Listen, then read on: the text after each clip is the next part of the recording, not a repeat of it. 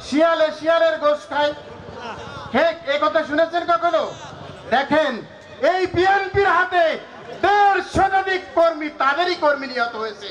Vote চাইতে আসে, নির্বাচনের পরে ওরা কি করবে বলেন তো? ওই ভোটধার্মিক যারা জুতো চুরি করে বের হয়ে যায়, আর নির্বাচনের আজকে যারা ভোটধার্মিক হয়ে। আচ্ছা, ছাত্র যারা এসেছে এখানে, তোমরা কি সাদিক কায়েম হতে চাও? তোমরা যদি সাদিক কায়েম হতে চাও, এখনই তোমাদেরকে লড়াইয়ের ময়দানে এগোতে হবে। সাদিক কায়েম।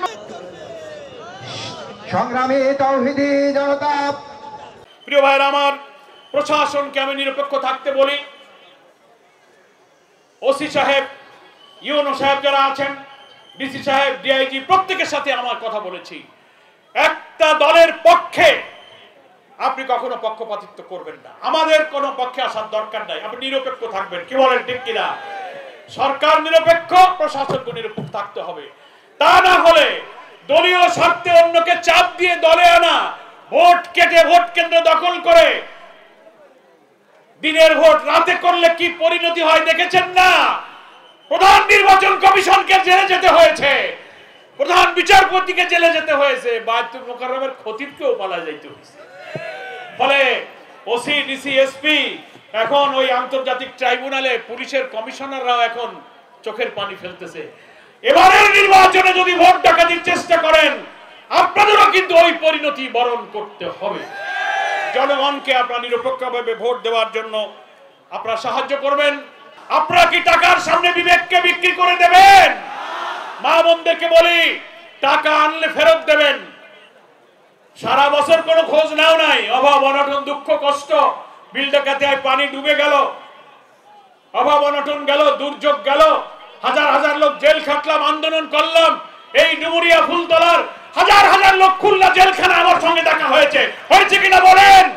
আজকে যিনি প্রার্থী, তারে কি কেউ কখনো জেলে দেখেছেন? অত্যাচারের বিরুদ্ধে কোনো আন্দোলন সংগ্রামে নাই, এখন এসে উনি বলবেন টাকা নাও। টাকায় কখনো সত্যের সৈনিকরা বিবেককে বিক্রি করে দেবে না। আপনাদের প্রত্যেক ওয়ার্ডে মা বোনদেরকে বলবো, এই সত্য কথা প্রচার করবেন। ভোটের আগে ওই 200, 500, 1000 টাকা এক প্যাকেট বিরিয়ানির জন্য আমরা কখন নিজেদের চরিত্র বিবেককে বিক্রি করে দিতে পারি না। ইনশাআল্লাহ যদি আল্লাহ তাআলা নতুন বাংলাদেশের জন্য আমাদেরকে কবুল করেন, তো আমাদের দুঃখ কষ্ট অভাবের জন্য সেই নতুন বাংলাদেশেই আমরা আমাদের সিদ্ধান্ত গ্রহণ করে এই দুঃখ কষ্ট আমরা ইনশাআল্লাহ লাঘব করব।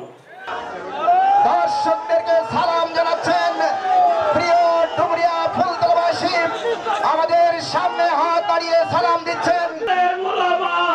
ইসলামী দল সমূহ ঐক্যবদ্ধ হয়েছে, অতএব সমস্ত ইসলামী ব্যক্তিত্ব হিসাবে অধ্যাপক গোলাম পরোয়ারকে এই আসনে নির্বাচিত করতে হবে।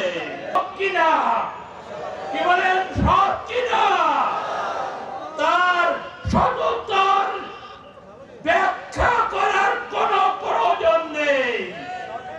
আর তার লবি, তার দলের লোক বলেছে তিনি 100 কোটি টাকা দিয়ে নমিনেশন ক্রয় করেছেন।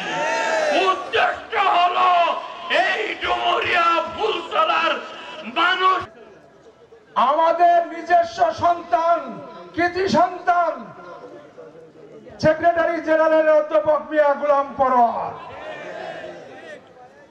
আমাদের প্রথম স্লোগান হবে তারুণ্যের প্রথম ভোট দাঁড়িপাল্লার পক্ষে হোক।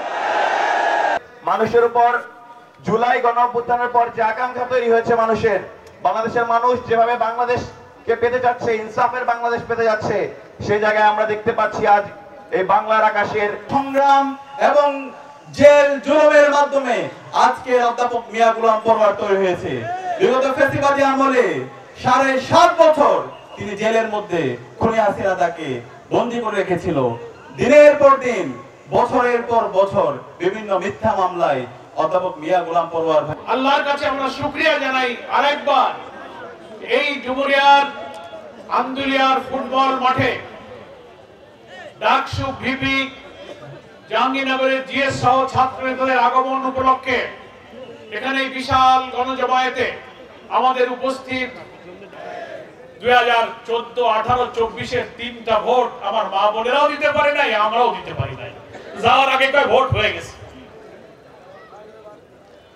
আমি 18 সালের নির্বাচনে আমিও প্রার্থী, আমাকে বানানো হয়েছিল, আমিও ভোট দিতে পারিনি। পুলিশ সত্য সমাগত হয়েছে, মিথ্যা নিবাদ দিয়েছে।